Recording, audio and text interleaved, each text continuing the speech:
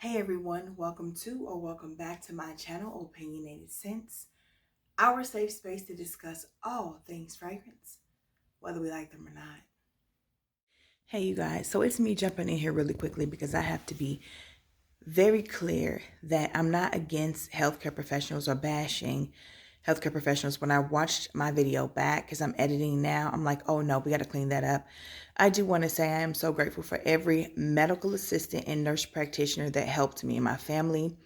We did not see a doctor, not one doctor. The doctors were the ones on the robots, assessing us from their homes. So I am so grateful for all the nurses and nurse practitioners and medical assistants and orderlies and all those people who don't get as much shine and clout or, aren't thanked enough. My experience here in Missouri was one that was a travesty. We were just left flailing in the wind to figure it out on our own just because it wasn't COVID. So again, I never want to seem like I'm bashing nurses or nurse practitioners or any healthcare professional that's out here doing the work. These doctors and these nurses are overworked. These hospitals are overrun in a lot of places. That wasn't what I saw here in St. Louis. Nothing was overrun. It was pretty empty. Nobody was there. And when I was talking to the medical assistants and the schedulers, they were saying people quit. My primary doctor quit. Right now, I'm in between primary doctors and I got to wait all the way until the end of March to go and see one.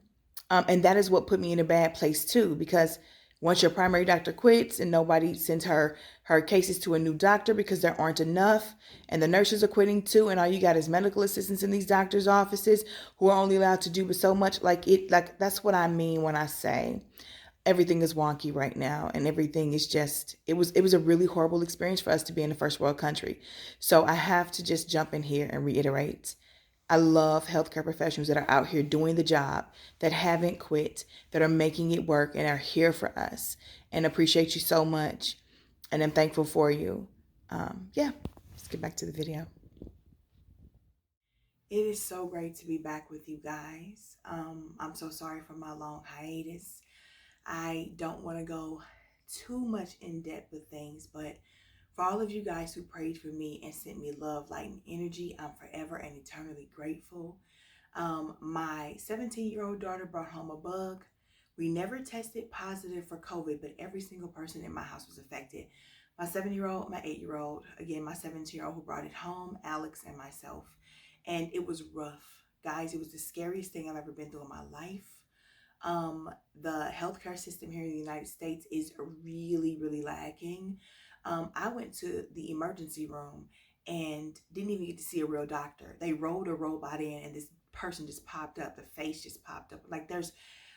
My mind can't wrap around the horrific amount of just lackluster everything regarding the healthcare system here in the United States, which is a first world country. Every time I had to go to get a COVID test for one of the kids or for myself, or we had to go back because everybody's symptoms changed, it was wonky. We never got an answer. All they cared about was whether we were COVID positive or not. And when we weren't, we were sent back home to just, wait it out, see what new symptom would pop up. From being super lethargic to sleeping 4 or 5 days in a row to becoming dehydrated, malnutritioned, delirious because it, guys, I could go on and on and on. And like I said, every last one of us in this house had a different set of symptoms, had a different length of time that we weren't feeling well. And some of us were worse off than others. Me and my daughter specifically got the brunt of it in ways that nobody else did. And we still don't know what it was. The best that we could get from the last time we were in the urgent care, because we went to the emergency room and the urgent care, depending on which one of us and which day it was. We were finally told that there was a new flu bug that was out here, just all wonky, giving all kinds of different crazy symptoms, and also taking away your sense of smell and taste, because we all lost that too, which is what made me think it was COVID. But again, never did we test positive for COVID. So I guess there's some new wonky flu. Who knows? Because like I said, at least here in Missouri, in St. Louis, the hospitals only care if you have COVID or not, and if you don't, you get sent back home. And to heck with figuring out the rest of it until your body is just naturally goes through what it's going to go through. I'm so grateful to my Heavenly Father for keeping his loving arms wrapped around me and my kids and Alex and getting us through this, because this health system, this baby, they weren't doing it. They weren't cutting it. And I know that your prayers, your love, your light, your energy helped me and my family get through, because once I put that call out there and asked for my prayer warriors to step up for me, things really started to change for us. And I know there was nobody but God. And I know there was nobody but those willing vessels, you all, allowing him to move through you. And I'm forever, and I do mean forever and eternally grateful. So with that out of the way, because I didn't want to just pretend like nothing was going on, you guys knew I was going through something. My whole entire household was down for the entire month of November. We no Thanksgiving, like none of that. And but I am still grateful to be here. Today was my first day returning back to work. It is Monday, December 6th. This is my birthday month. So I just want to continue to heal and rest, because I'm so sleepy still. That was my biggest symptoms, pure exhaustion. Like, just, and then, like, seriously, I went delirious. I ended up being in a psych room in the hospital because, yeah, it just got, my anxiety and the doom and gloom and all that other crap that I was going through was so scary. And you know, when you aren't able to sleep really really good, like you're just lethargic and you're laying there in the bed and you're trying to sleep, but it's really like a light sleep, not deep or REM. I just felt like I was going crazy. I felt like I was going crazy and couldn't get out of my own head. Then I started having panic attacks and anxiety attacks and just stuff that's never happened to me before in my life. And guys, I wouldn't wish any of what I went through on anyone on this planet, not anyone. Um, and I have just decided to live my life a little differently, which I'll talk to you guys more about in the future. But that loss of smell and taste, full freak out mode. I was like, what am I going to do if it never comes back? You know, thankfully that wasn't the case. It was just a week for all of us, and I'm back better than ever. So let's jump right into this video. Today I am doing the what would you wear scent tag started by Sunny Scents. I was tagged by Tami Central, and her question is regarding what movie or book would you want to put yourself in? And I think I have 4 questions to answer. So let's go ahead and get this party started. What is the name of the movie or book that you would want to be in? It's called Harry Potter and the Order of the Phoenix.